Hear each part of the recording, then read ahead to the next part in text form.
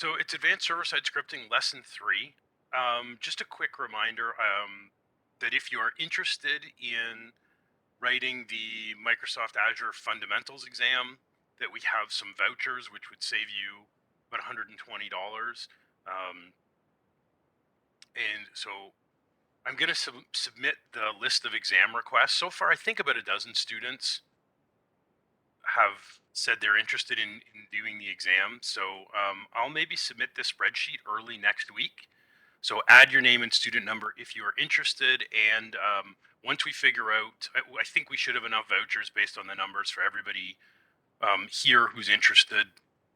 And then I'd be happy to share some study materials with you and show you how I studied for the exam, both with some free resources as well as with, I did also pay for a suite of practice tests that was about $16 on Udemy. That was really well worth doing. They change the exam constantly, so while you might see some of the same questions from the practice exams, the exams they do get updated every time. So I'll submit that list next week. That link is here on Blackboard under announcements, and you also have this email from me. So today we are going to get into Express. So far, Express is the E part of our mean stack. We've been working with Node so far. So today we're going to integrate Express. We're going to do a little review of NPM, which we started working with last week. We're going to be using NPM this class and pretty much every other class. We'll also do a little bit of have a look at developer created an unofficial Node style guide with some kind of recommended best practices about coding style in Node. Have a look at that. We'll do a little review exercise in class on basics of Node syntax. We're going to work with Express, and I'm also going to give you both Lab 1 and Quiz 1, which are due next week. So for starters, there's an item here on Blackboard. It's the second item in your Lesson 3 folder called the NPM Useful Packages Spreadsheet. So I want you to open up this link.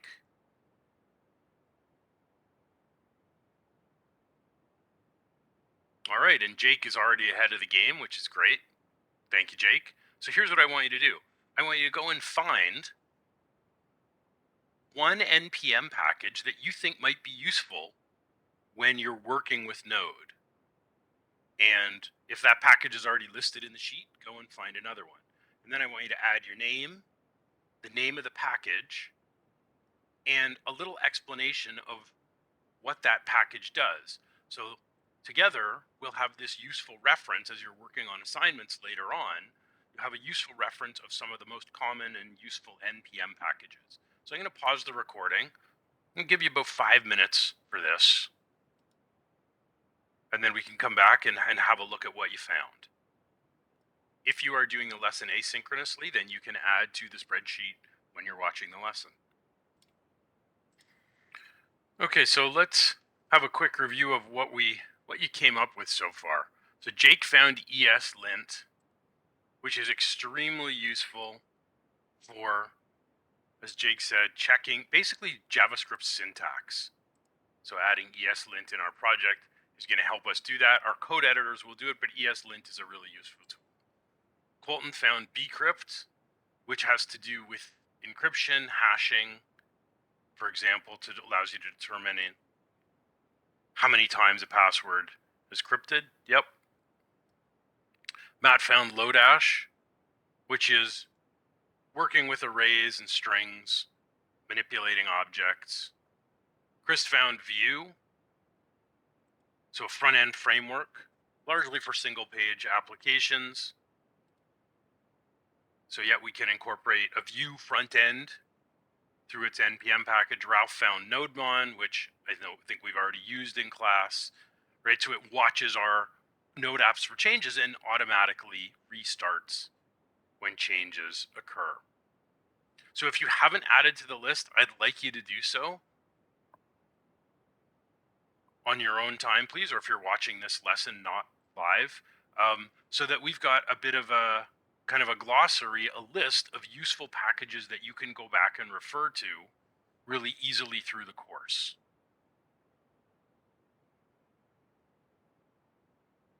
Okay, so I would ask everybody to add at least one package to this list, because this is going to help you later on and save you time from searching around through npm. Which brings me to our npm, it's story time, children, npm story of the day. This link is up here on Blackboard, but npm, this story is a few years old now. I'm not going to read it to you. You can read the details, but there is a big warning here in using npm. So here's what happened. So I guess it was back in 2016. There was an npm package called kick, and it was a very small code library. It was only 17 lines of code. And what it did was it was used to be able to justify text. Now, why was this an issue? Well, this little package was a dependency of a really common JavaScript package called Babel, which I think most of you have heard of, right? So, which is a JavaScript compiler that cleans up and updates JavaScript code. So Babel used Kick as a dependency. So why was this a problem? Well, everything was fine, except there was a company called Kick Interactive, and they had trademarked the name Kick. So the owners of Kick Interactive said to this developer, hey, you cannot use the name KIK. You can't call your package Kick anymore. You're going to have to change the name because you're infringing on our trademark. So they got into a pissing contest. And eventually the guy who had the NPM package said, if you want the name, I'll give it up, but I want $30,000 from you. The company said no. They emailed back and forth. So the developer got angry and he deleted his package from NPM, as well as 273 other packages that he had put up on NPM. And when he did this, it wasn't that Kick was dependent on by Babel, but he had another package called LeftPad, which was 17 lines of code used for write justifying text, and Babel required it. So once he removed LeftPad, it broke Babel. And all of the applications and packages that used Babel broke. So this is something to keep in mind when we're using an open source repository like NPM. We're kind of relying on the fact that our packages will stay available there. Because when we install one, it can have a whole tree of other dependencies. If one of those dependencies goes missing, it can break everything in our application. So worth reading the article. It's a few years old, but it's a little bit of a warning when we're working in the Node and NPM world. So that link is here. Yeah, maybe don't name your company Kick. Might be a good idea. Oh, and okay, thanks, Jennifer. Added the weather.js we did use last week. Yep, to go and find and display current weather. We might want that in the footer of an application, somewhere up in the header. Common feature we see, right? We might see it like here's our little weather widget, -20. My goodness. Oh, soon it will be spring. Soon it will be spring. Soon it will be spring. I'll just keep telling myself that. Okay, got another resource up here for you that I just want to have a quick look at. This is not an official document, but it's kind of best practices. So this developer, several years old now, but the style hasn't really changed. So they've got in their README file some of the basic style rules for common coding conventions when we're working with Node. So we can look at a few of the examples. And this is just here for you as a reference. Now this is old. They say to use semicolons. There's a lot of disagreement in the JavaScript community. In modern JavaScript, I mean, semicolons used to be required. Many places still required. I know in Google's JavaScript developer guidelines, if you work at Google, you must terminate all your statements with semicolons in Google Code. Many other developers like me I don't believe in adding characters that don't mean anything. So I tend to get away from using semicolons in my Node code. But as of 8 years ago, it was there.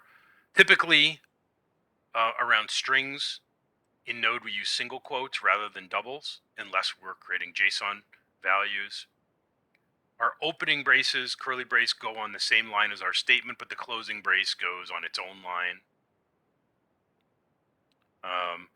Typically, we use lowercase for variables, properties, and function names, but upper camel case for class names. So this distinguishes them as classes. We might use all caps for constants. I won't go through all of these things, but it's just here for you as a guide. It is a little bit dated, but many of these kind of style rules are still in effect. So that link is here for you as a resource. This Node.js style guide is a little bit dated, but a lot of the rules still apply. Okay, before we get into Express for today, I'm going to give you a little Node exercise to do. And we can do this. You can just open up the project that we've been working with the last few weeks. So here's what I want you to do. I want you to create a file called forloop.js. And then I've given you kind of some boilerplate code that's fill in the blank coding. So I want you to complete the file and get it running. And you'll launch it. You can launch it using your nodemon process. So I'm going to fill in, let's see, how many blanks? 1, 2, 3, 4, 5, 6. There are 7 blanks in here. So when you go to localhost 3000, 2 things should happen. On your screen, it should print the numbers 1 to 20, each on a new line. It should also print the numbers 1 to 20 in the console. So before we do some more node coding on our own, I'm going to pause my recording. I think I'll give you about 10 minutes to do this, and then we'll look at a solution around 9:40. Okay, you can work together if you like using the chat. You can put messages for me in the chat if you have questions. So I want you to open up our project we've been working on and complete this file. Any questions?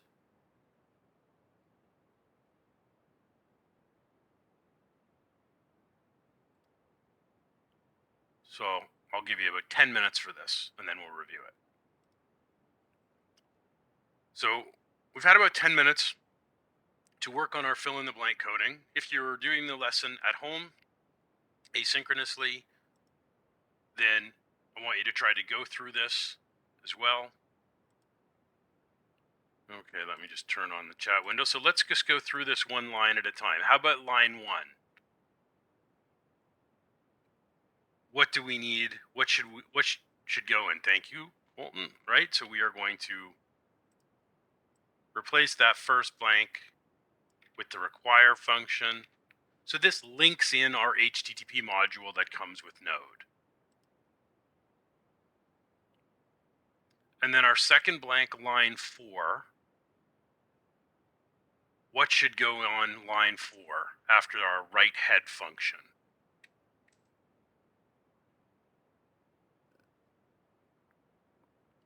My code editor is actually pointing to it. So what'd you have in this blank here?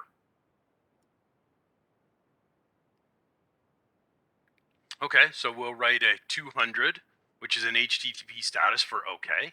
Okay, yep.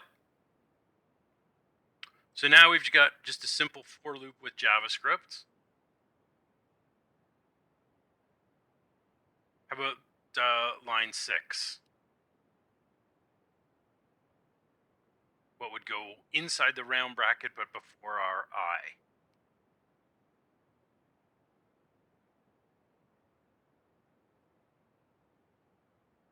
Okay, anybody else have a suggestion? That's okay if you don't know. You can guess as well. How do we create a for loop in JavaScript? So I is a variable. So what would we use? What kind of declaration would we use? What keyword would we use to declare I as a variable?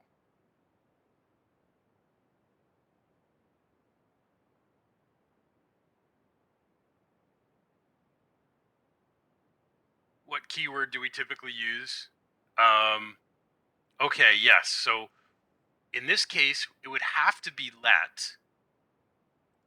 We couldn't use const. Why would we have to use let in this case?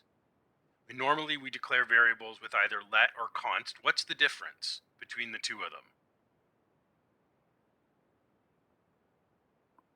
So it'd be a great interview question for a junior developer.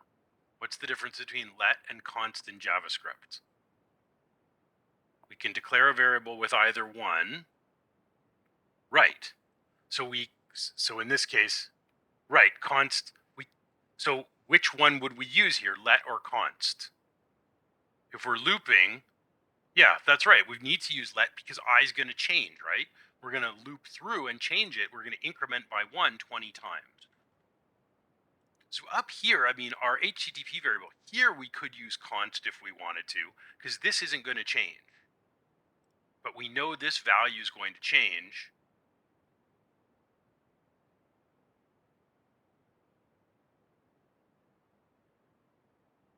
The default is let. It will treat it like a mutable variable. It'll treat it like a variable, not a constant, if you leave it off. So yes, it will work, but it's best practice to declare it. So what operator should go here? We're going to start at 1, and the instructions were, yeah, so keep looping so long as I was less than or equal to 20. Once it hit 21, we were going to stop.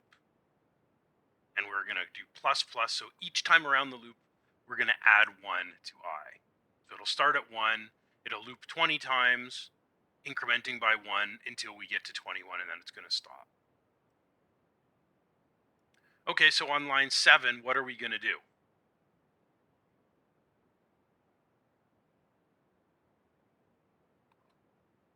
Yeah, we're going to use our response parameter of our callback, right? So every time we get an HTTP request that comes in, we're going to take that HTTP server response, we're going to write out the heading, and we are going to print out our current number with an HTML line break.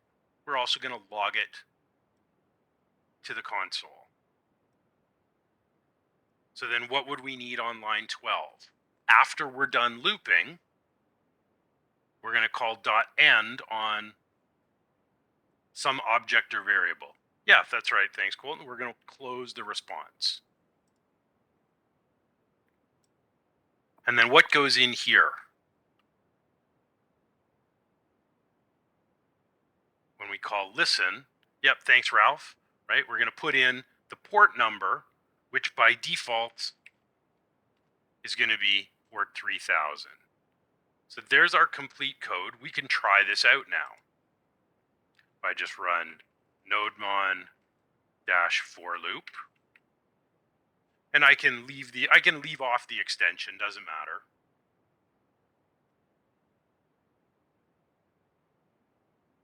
So it says our server's running.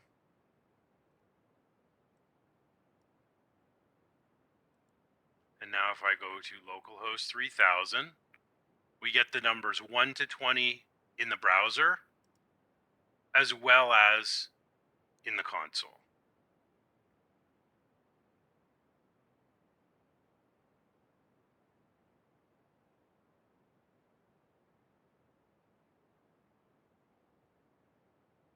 Okay, so there's our, doesn't print in the console, and it's out of order in the browser.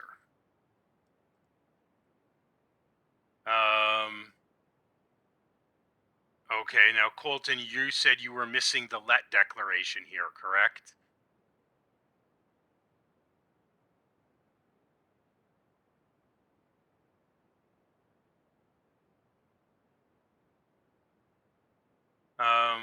Okay, Colt, can you paste your full code? Paste it into the chat. Something must be slightly different.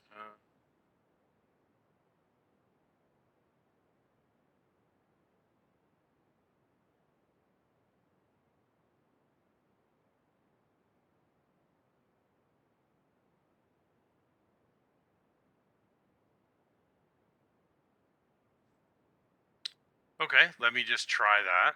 I'm going to replace all my code with yours. Restart it with NodeMon.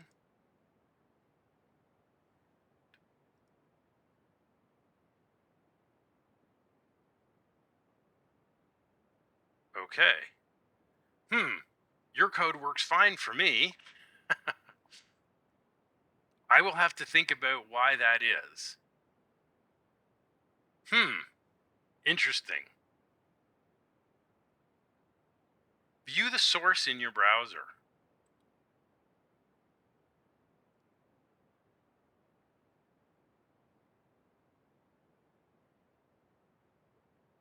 I also wonder, what browser are you using? I'll try it in another browser. Try it in Firefox, and I'll try yours in Chrome. Let's see what happens. No, it works fine for me.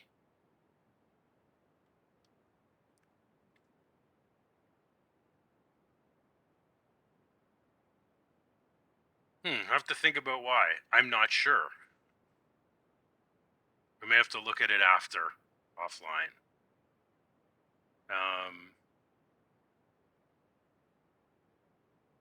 Okay, it is 9:49. I'm just going to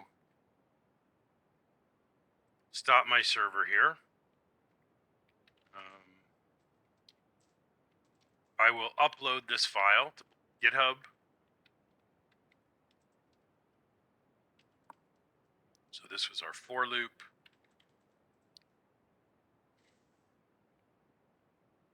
Okay, so it prints normally on Firefox. Interesting. Okay, if you have another browser, like if you have Edge, try it in there as well. And still no console log. I will have to give it some thought, which is going to require coffee. So it's 9:50. Let's take a pause here, and we'll come back at 10. We come back at 10. We are going to introduce and play around for an hour with Express, which we're going to be using the rest of the semester. So we want to learn about it, get our feet wet, as we start to do more and more with Express through the course. Okay, let's take 10 here.